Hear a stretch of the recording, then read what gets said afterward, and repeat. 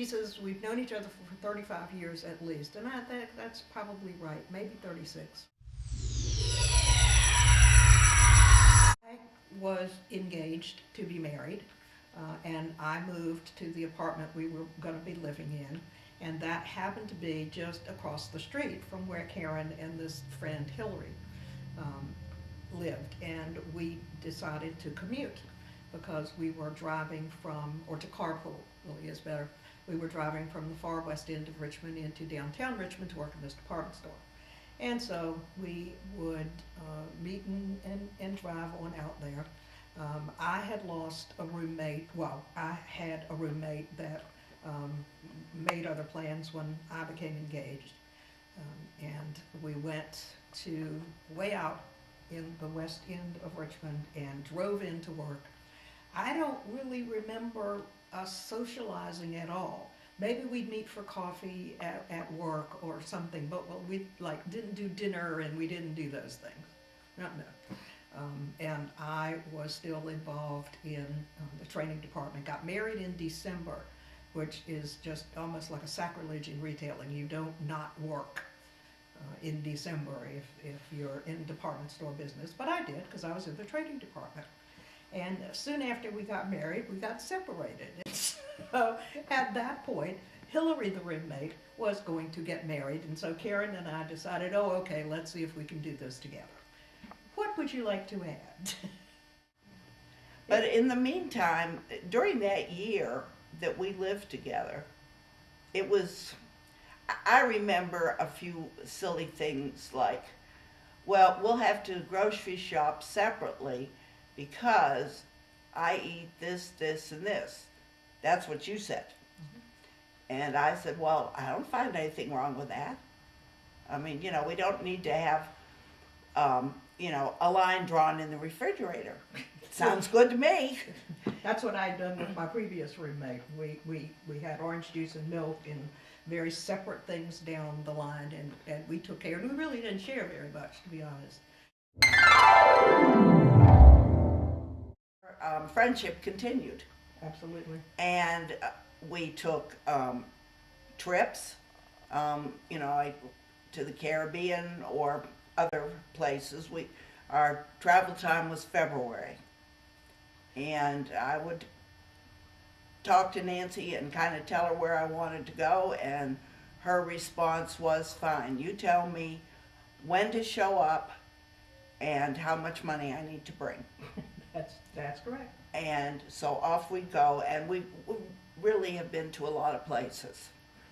And it was just great fun, and it was always, to me, very comfortable because we kind of like to do the same things.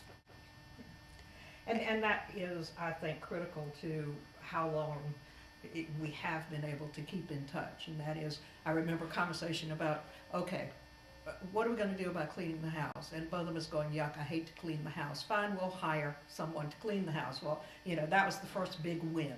We agreed on that. Nobody was going to feel put upon to vacuum or dust. We just agreed we wouldn't do it. It was quite simple. And, give up other things. And we found out that although we each had some little idiosyncrasies like mine and basketball,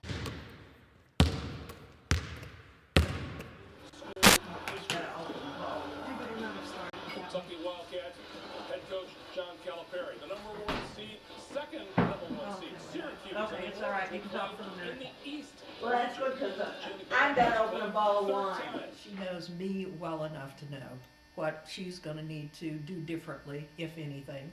And now it's to the point that we have little key phrases. Mine to her is, when are you leaving?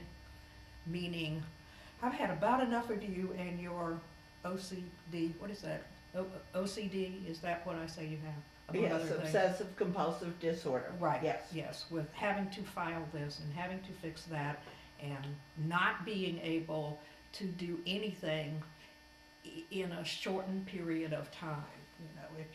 If you tell her, let's leave at 12:15 to go somewhere, she may or may not be ready by 12:30 or 12:45, and it makes no difference to her whatsoever.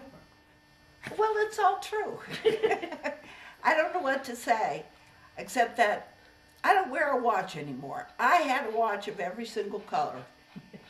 And I just have quit wearing a watch. If I've got to know what time it is, I have my telephone. I just will not be pushed anymore. That's all. There's another little idiosyncrasy there. She loves to talk on the phone. I hate to talk on the phone. So, you know, she will get down here and talk for 2 hours and I'm going nuts. How can there be that many things to talk about? Well, I got married.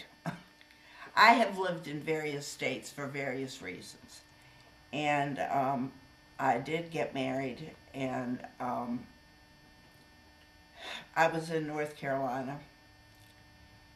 And I had to run away. I don't know how else to put it. Erin had a really tough time because her parents were not in favor of the marriage, and she was sort of fighting a war alone. I don't think I know Hillary and I had a couple of questions about this guy, but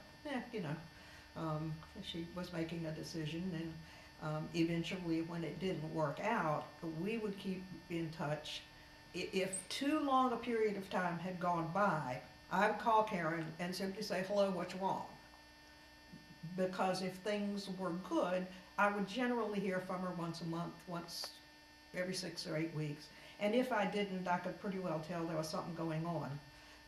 So she would tell me sometimes, she wouldn't tell me sometimes, and I didn't push. I didn't think it was my place to push, so I didn't. But it wasn't a real happy time. And at the same time, my only sister was dying of breast cancer. So that put us both in sort of dire straits at the moment. But it was a familiar voice. It was okay.